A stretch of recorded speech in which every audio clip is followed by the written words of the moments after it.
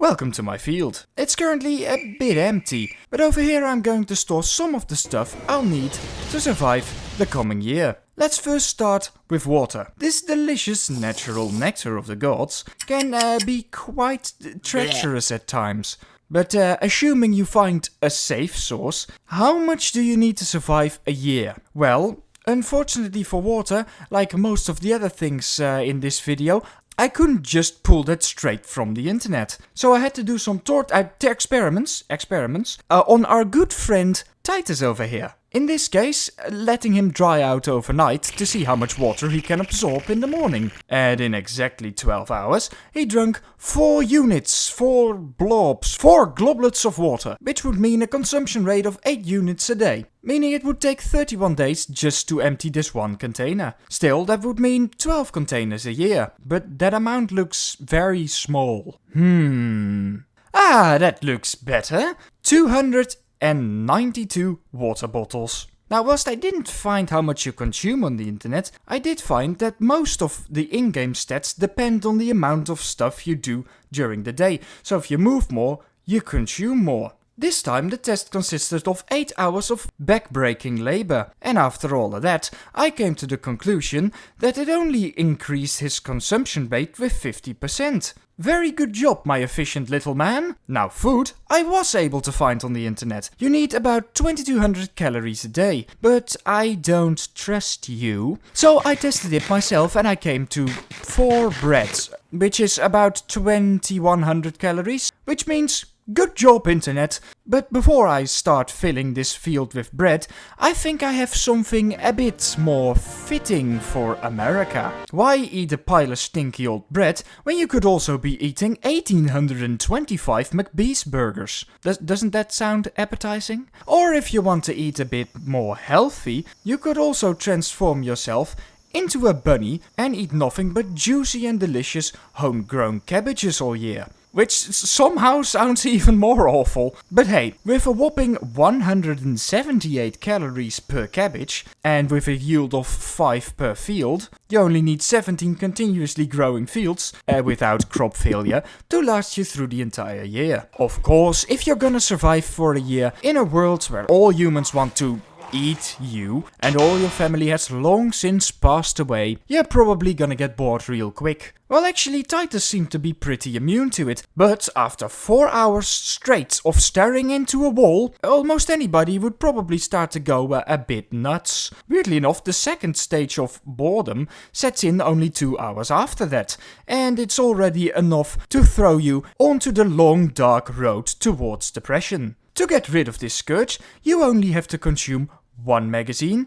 to get down 1 level of boredom. This means that if you spent 1 year staring at a wall, being bored, you would need around 2190 magazines just to stay sane. Of course, you don't actually need it, seeing as you probably don't plan to roleplay a zombie for a year straight. Something you do actually need a lot of, or at least Mr. Titus the Chimney Titema over here, are cigarettes. If you're addicted and got the trait, you need 1 every 7 hours, or 1250 a year. Another very important survival item, especially in America, is fuel. Now, the generator works pretty straightforward. Baseline, it consumes 0.02 liters per hour, and this number goes up the more shite you connect to your generator, like you can see in this little example. So from this we can extrapolate that about half a liter per hour is a pretty reasonable rate of electricity consumption, which would mean a gargantuan 4,380 liters of gasoline per year.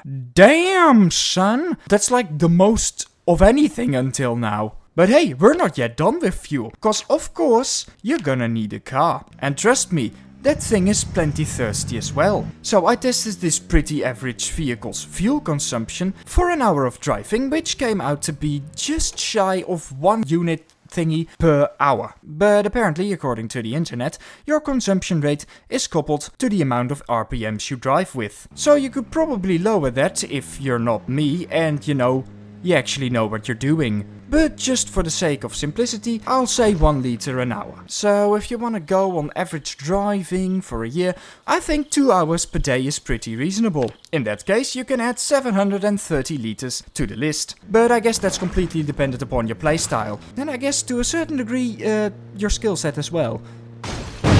Now, I think that completes the stockpile for now. But hey, since we're here, in the middle of the forest without a house, why not take this time to build a little cabin? Of course, that's also gonna cost us a bit in the resource department. Wanna know just how much?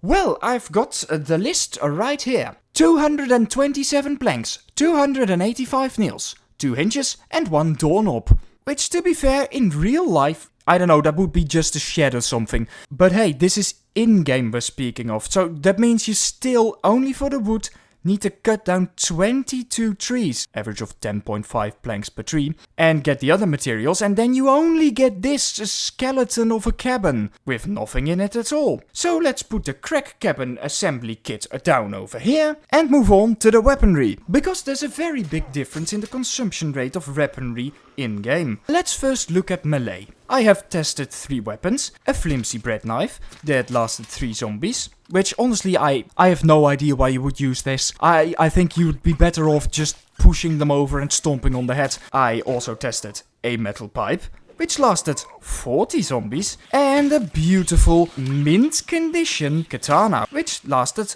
over 100. So then how many would you need to, let's say, accomplish a reasonable goal of killing every single last zombie? Luckily, I know how many zombies there are, because of the population video I did. 52,000 zombies, which means you would need a total of 500 katanas, 1300 metal pipes, or 17,333 bread knives.